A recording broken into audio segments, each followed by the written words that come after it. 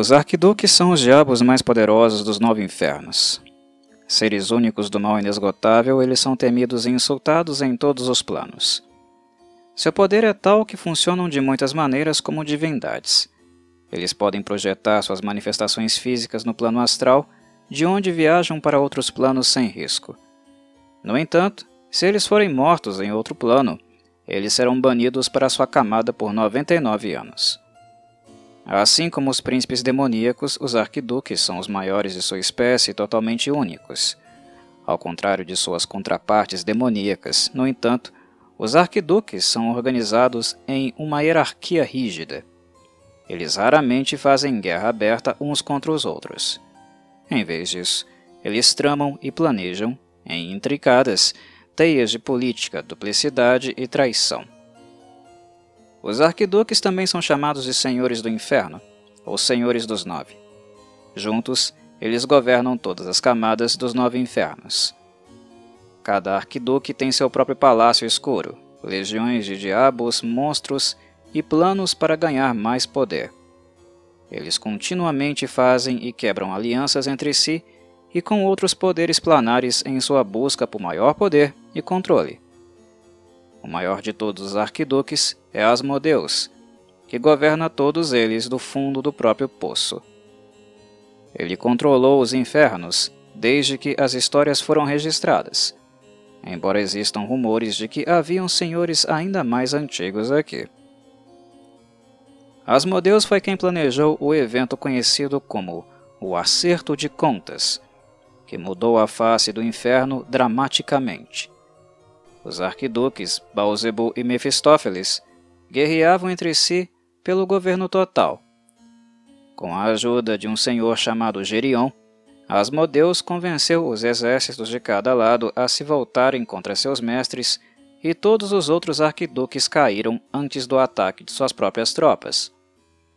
Asmodeus estabeleceu a maioria deles, com exceção de Moloch, que foi substituído pela Condessa Bruxa, agora deposta por Gleigia, e Gerion, cuja posição foi assumida por Levistos. Sendo a política no inferno o que é, muito provavelmente os diabos se polarizarão novamente. Uma coisa é certa: há mais hostilidade e mais medo em relação a Asmodeus do que nunca. Os generais do inferno são um conselho de lordes das profundezas, chamados de os 8 Escuros, poderosos diabos guerreiros, que ajudaram Asmodeus a vencer o Acerto de Contas. Bel, Senhor da Primeira. Escamas carmesim cobrem este grande diabo, da cabeça bestial aos dedos dos pés com garras afiadas. De suas costas se estendem grandes asas de morcego. Um veneno verde nojento escorre de seus dentes, enviando torrentes de fumaça onde quer que caia. Preso ao redor de sua cintura está um cinto com uma dúzia de cabeças de anjos gritando, seus pescoços nitidamente cortados pela enorme espada flamejante que a criatura segura em seu punho. Bel é o senhor da primeira camada, um lorde da guerra brutal que se tornou arquiduque depois de suplantar sua senhora. Astuto, cruel e talvez uma das maiores mentes táticas dos 9 infernos, Bel é uma estrela em ascensão. Ele age por meio de traição, emboscada e jogando dos 2 lados, onde usa sua mente perspicaz para antecipar a traição de seus rivais. Dito isso, Bel ainda não estabilizou seu domínio. Todos os esforços para estabelecer uma aliança com os outros lordes não deram muitos frutos. Nem Mefistófeles ou Beelzebub confiam nele, já que Bel traiu tão prontamente sua senhora, sua própria governante. Claro, qualquer um dos senhores dos 9 teria alegremente destronado Zariel, e muitos tinham agentes para fazer exatamente isso, mas o golpe de Bel pôs fim à maioria de suas operações.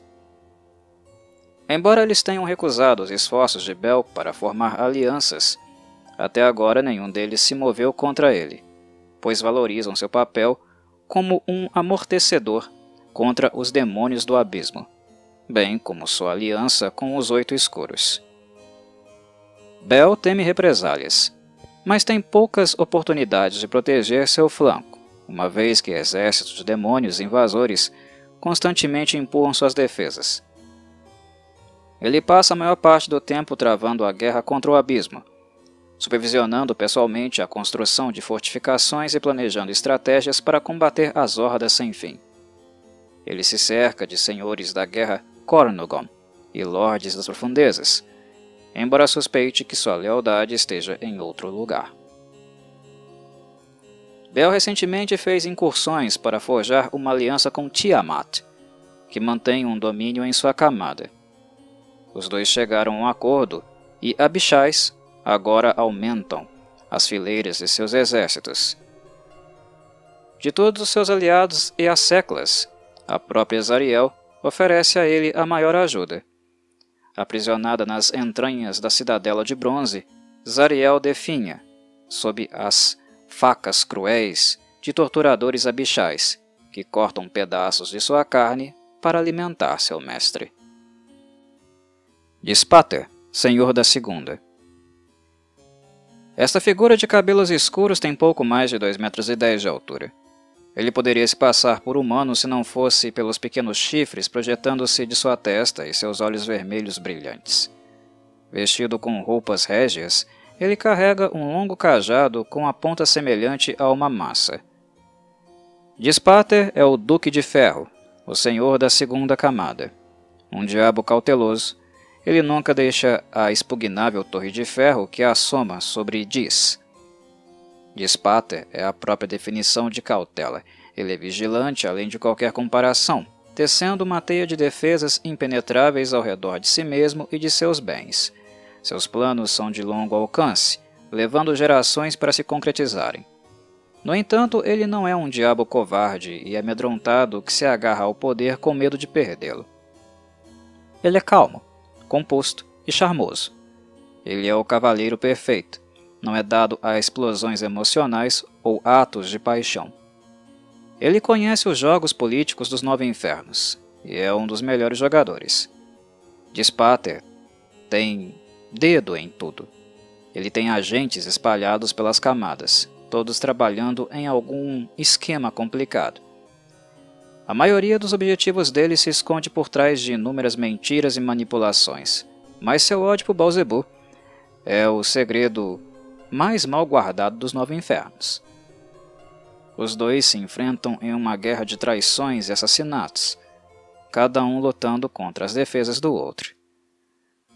O Senhor da Segunda formou uma aliança com Mefistófeles, que por sua vez compartilha o ódio de Dispater pelo Senhor das Mentiras. Mas, mesmo com a ajuda, as conspirações contra Beelzebub consomem quase todo o tempo de Dispater, distraindo e impedindo de expandir sua influência em outro lugar, ou assim acreditam os Batezu. Dispater favorece as Erines, uma vez que elas não são apenas belas, mas também competentes e inabalavelmente leais.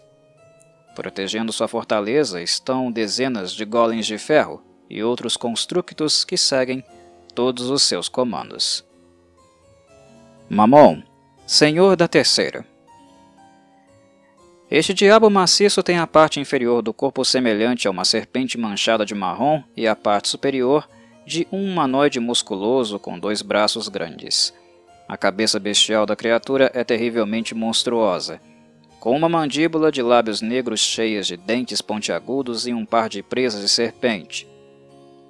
Seus olhos são de um branco pálido, sem íris ou pupilas, mas ele parece enxergar perfeitamente. Mamon é o arquiduque de Minauros, a terceira camada dos 9 infernos. Ele é implacável, a personificação da ganância e da luxúria. Desprezado por seus colegas, ninguém confia em Mamon graças ao seu histórico de duplicidade. Condenado à sua lama fedorenta, ele sonha em um dia se livrar da maldição de Asmodeus e alcançar seu lugar de direito com Glaciar a seus pés. Totalmente ciente de que esgotou todas as esperanças de ganhar aliados dos outros senhores, ele abandonou as manobras políticas no inferno para se concentrar em subverter os mortais à sua causa. Ele convida aqueles que provam ser leais a atendê-lo em sua corte. O serviço prestado é nojento, e o visitante deve sofrer com toda a atenção vil de Mamon, mas as riquezas e o poder a serem ganhos em retribuição estão além da imaginação. Os cultos de Mamon no plano material são generalizados e ricos. Tendo obtido sua posição por meio de negócios sujos, extorsão e coerção, eles são investidos nos escalões mais elevados da sociedade. Mamon também é popular entre os não-humanoides. Entre seus servos, ele inclui beholders e devoradores de mentes. Mas nenhum deles são tão amados quanto os dragões malignos que ele subverte, algo que Tiamat se ressente profundamente. Belial e Fierna, senhores da quarta. Essas duas figuras de aparência humana são altas, morenas e sensuais. Cada um deles tem um par de pequenos chifres saindo de suas sobrancelhas. Seus olhos vermelhos ardem com a promessa de prazer físico, e as roupas finas que se agarram a seus corpos complementam a imagem depravada. Belial e Fierna governam Philegetus, a quarta camada dos 9 infernos de Baator. Eles têm apetites insaciáveis pelos prazeres da carne. Por nomeação, Fierna governa Philegetus, comandando a camada de fogo de seu palácio de rocha e magma. Mas na verdade seu pai, Belial, é o verdadeiro poder por trás do trono. Isolado no salão central dos 1000 suspiros e gritos, ele aconselha sua filha nas artes do amor e da dor, tomando uma atitude pessoal para garantir que ela aprenda tudo o que há para saber. Até agora, a situação era adequada para Fierna, mas graças ao seu relacionamento florescente com Glacia, ela se tornou mais interessada em governar Philegetus mais do que apenas por nomeação. Ela não se contenta mais em ficar parada e deixar seu pai tomar as decisões. Fierna começou até mesmo a cultivar alguns cultos no plano material. A ambição recém-descoberta de Fierna preocupa Belial, mas ele tem outras preocupações também. Ele estava reunindo exércitos para invadir a 5ª e a 6ª camadas, confiante de que suas forças poderiam vencer as de Levistos e da bruxa Condessa. Mas o golpe surpreendente de Glacia paralisou seus planos.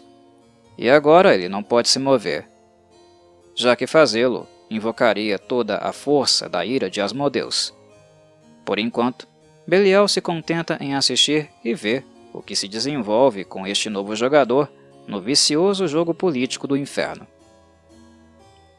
Belial e Fierna se cercam de uma variedade de diabos, incluindo várias legiões de Barba-Azul e Ramatulas, mas são mais famosos por seus canis. Esses poços de procriação produzem feras infernais poderosas que rivalizam até com os cães de guerra nessianos que Asmodeus usa para proteger seus salões. Levistos, senhor da 5ª. Esta criatura alta tem pele clara, cabelo escuro e cavanhaque. Ele parece humano, exceto por seus olhos negros como carvão e dentes pontiagudos. Suas finas roupas de seda estão encharcadas de água e pedaços de gelo. Levistos é o senhor da 5ª e príncipe da Estígia, embora sua verdadeira forma esteja aprisionada em um grande pedaço de gelo. Seu aspecto é muito ativo em outros planos. Uma montanha de gelo escuro se ergue sobre o mar congelado da Estígia. É antiga até mesmo para os padrões dos Batezu. No centro, a 400 metros de profundidade, está o príncipe Levistos, o senhor da 5ª. Levistos está muito ciente de sua prisão e luta desesperadamente para se libertar. Todos os esforços falharam e parece que o iceberg é resistente à magia, frustrando até mesmo desejos e feitiços milagrosos. Ele deve ser libertado para escapar. Então ordenou a seus diabos que removessem o gelo, mesmo que para cada centímetro que eles retirem, mais 2 se acumulem em virtude da neve e granizo que perpetuamente sopra pela terra árida. O ódio consome, Ele despreza todos os outros arquiduques, mas reserva um rancor especial para Asmodeus. O sentimento é mútuo, já que os senhores dos 9 sabem que se o príncipe Levistus escapar de sua prisão, ele trabalhará contra todos eles, traindo os 9 infernos, as próprias forças a que ele se opõe. Como resultado, todos ficam felizes em deixar Levistus onde ele está. Apesar de sua situação difícil, ele tem alguma influência nos 9 infernos e além. Seu aspecto trabalha em seu nome, recrutando novos seguidores e colocando em movimento 1000 tramas diferentes. Ele faz acordos secretos com Yugoloths, diabos ambiciosos e qualquer outra pessoa que puder, a fim de preparar o terreno para o que ele sente ser sua libertação inevitável. Levistus tem um punhado de pequenos cultos no plano material. As lâminas delirantes, como são conhecidos, não se parecem em nada com sacerdotes, preferindo trajes vistosos e floretes a armaduras pesadas e armamentos simples. Atraindo bandidos e ladrões, seus cultistas não trabalham bem juntos e muitas vezes traem uns aos outros abertamente. Essa deslealdade não permite que eles estabeleçam templos permanentes, então a maioria adora Levistus em movimento, prestando homenagem ao seu mestre, paralisado na geleira infernal. Gleisia, Senhora da Cesta. Adornada em joias de valor inestimável, sedas e outros ornamentos, esta criatura de aparência humana é a visão da beleza, exceto por sua pele de cobre, asas, cauda bifurcada e chifres que revelam sua verdadeira natureza. Gleisia é a mais nova senhora dos 9. Ela arrebatou o controle da 6ª camada da bruxa condessa e agora governa Malbolge, com punho de ferro, colhendo novos diabos da carne de sua antecessora. Até muito recentemente Malbolge era uma camada inclinada, um lugar de cascalho deslizante e rocha caindo, quase impossível de navegar. Seu aspecto ambiente convinha à sua prévia senhora, a bruxa condessa, já que ela era diferente de todos os outros senhores, não sendo Batezu e nem mesmo um diabo. Mas seu tempo passou e agora Gleisia, filha de Asmodeus, reina como duquesa da Cesta, e para decorar sua nova casa ela usou a melhor matéria-prima à mão, a própria bruxa condessa. Agora que Gleisia alcançou o posto de arquiduquesa, ela adquiriu um poder e influência incríveis. Os outros senhores a temem, suspeitando do movimento como uma tentativa de consolidar o controle de Asmodeus sobre os 9 infernos. Mas Gleisia tem tramas e planos próprios. Ela detesta Levistus e quer vingança pela morte de sua mãe, empregando Paelirions para monitorar as ações de seu inimigo e reunir algumas provas para obter a aprovação de seu pai para destruir o arquiduque para sempre. Antes de ascender para se tornar a nova senhora da Cesta, Gleisia viajou para o plano material para estabelecer vários cultos. A maioria de seus seguidores são inexperientes, jovens e muito ingênuos. Gleisia recruta jovens adultos cheios de vida e vigor, curiosos e dispostos a experimentar. Por enquanto, o dever deles é de recrutar novos membros, mas eles suspeitam de que algo novo e iminente está por vir, esperando ansiosamente para receber suas próximas instruções. Baalzebub, Senhor da Sétima.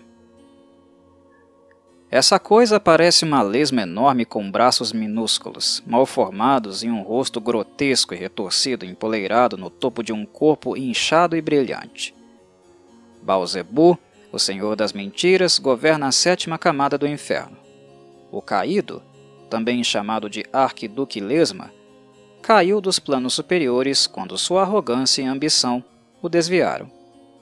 Ironicamente, foram essas mesmas falhas que o levaram ao seu atual estado deplorável.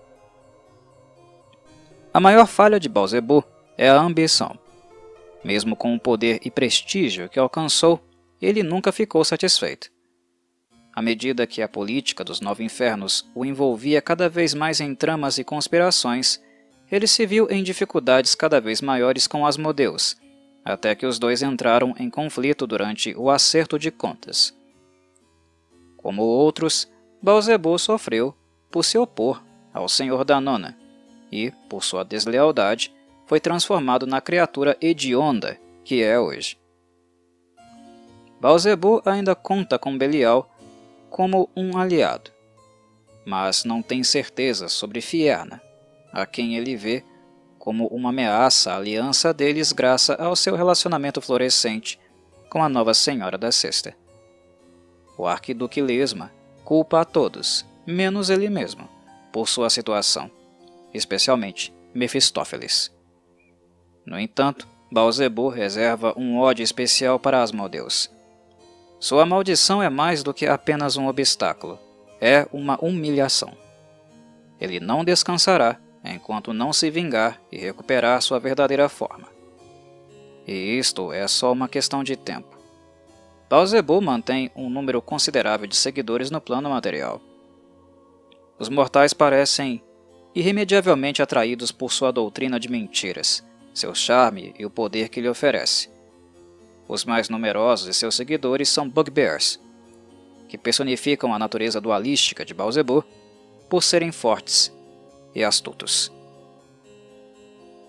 Mefistófeles, Senhor da Oitava. Este ser diabólico tem pele carmesim, enormes asas de couro vermelho, chifres encaracolados, olhos brancos e cabelo preto comprido e liso. Envolto em uma capa preta esvoaçante, ele é a visão do mal. Mefistófeles é o senhor da oitava camada. Ao lado de Asmodeus, ele é o diabo politicamente mais poderoso dos nove infernos. Mefistófeles é uma espécie de contradição ambulante. Instável e totalmente perverso, ele apresenta múltiplas faces para aqueles que encontra. Por um lado, ele pode ser encantador, erudito e civilizado, mas por trás do verniz de respeitabilidade está um temperamento cruel e uma ambição desenfreada. Ele é paciente e astuto, mas quando está sozinho, ele fica furioso, gritando e berrando, rasgando sua pele e destruindo tudo ao seu redor em uma explosão estrondosa de fogo do inferno e magia devastadora. Ele tem um objetivo, uma razão de existência. Ele cobiça o trono de Asmodeus. Em sua mente, é seu destino governar os nove infernos. Ele está tão confiante que disse isso ao próprio Asmodeus. Alguém poderia pensar que tal arrogância seria razão suficiente para o Senhor da Nona Camada colocar este arquiduque de joelhos. Mas, curiosamente, Asmodeus não o fez. Parece que ele está satisfeito em deixar Mefistófeles ter seus delírios. Sua ambição e a arrogância não combinam bem com seus colegas.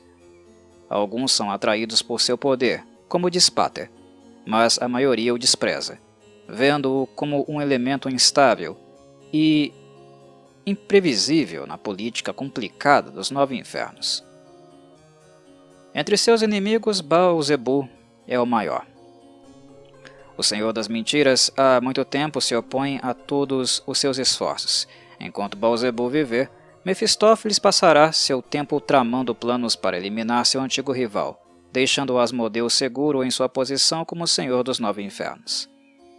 Apesar de suas distrações, ele ainda representa uma grande ameaça.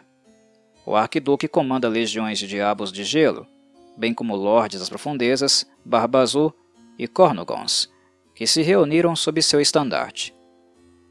Além disso, cabe a ele proteger o único portão de Nessos. Então ele nominalmente comanda o exército cujo único dever é proteger o reino de Asmodeus. Para piorar as coisas, ele dominou a essência do inferno, canalizando-a em uma energia destrutiva nojenta chamada Fogo do Inferno. Com essas ferramentas à sua disposição, parece que Mefistófeles um dia cumprirá sua promessa de governar no lugar de Asmodeus. Felizmente, ele não exerce a mesma influência no plano material. Muitos mortais o confundem com Asmodeus, acreditando que eles são a mesma entidade, e isso frustra Mefistófeles infinitamente.